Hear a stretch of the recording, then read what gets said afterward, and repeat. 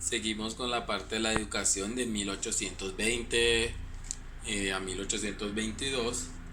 Digamos, el señor Francisco de Paul Santander, por decreto, obligó a los maestros a enseñar la parte de lectura, escritura, aritmética y dogmas de moral cristiana, cosa que no se veía en esa época y en ese lapso de tiempo. Ahí también se fundó la primera escuela normal en Bogotá. Seguimos con en 1830 a 1842, en donde comenzó a funcionar, digamos, la Universidad Central de la República, con profesores, estudiantes. Al comenzar, digamos, esta parte, tenían como 378 escuelas y, si no estoy mal, son 10.499 alumnos. Se aprobó en esa misma época la ley que autorizó a los profesores universitarios a elegir sus textos y autores propios, según Mariano Ospina cuando subió al poder. También podemos evidenciar de 1844 a 1850 la reforma educativa de Mariano Ospina. Se autorizó a los jesuitas a la enseñanza legítimo del Código de Instrucción Público.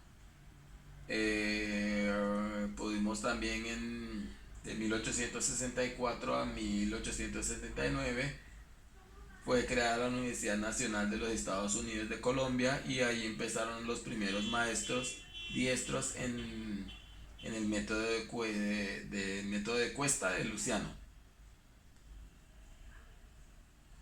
También podemos evidenciar la parte de que se introdujo la gratuidad de la educación pública. La educación se dividió por niveles: primaria, secundaria y profesional. Se refirma el contrato con el cual se concede a la Iglesia Católica el control completo de la educación como tal. Y según la ley 33 de febrero de 1898, se establece la educación religiosa obligatoria en todo el país.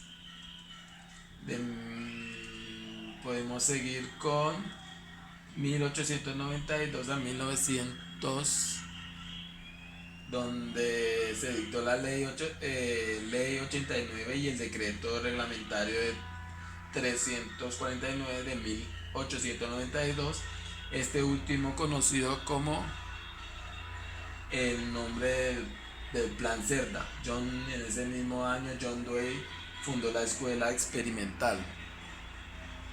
En ese mismo año también se inició con una reforma a la educación primaria, urbana y rural, secundaria, clásica y técnica.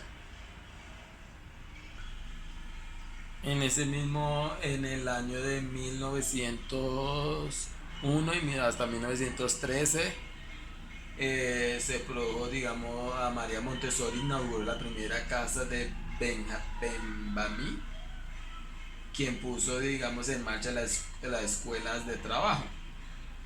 Se publicaron las ideas modernas sobre los niños de Alfred de Benit, y la ley 114 de 1913 instauró las jubilaciones y pensiones para los mayores. Se instala también de 1917 a 1923, se instala el primer Congreso Pedagógico Nacional. Ahí también pudimos observar que el gobierno de Pedro Nel Ospina en ese momento consideró como punto de partida de la industria del país como una etapa de cambios y el comienzo de una escuela nueva.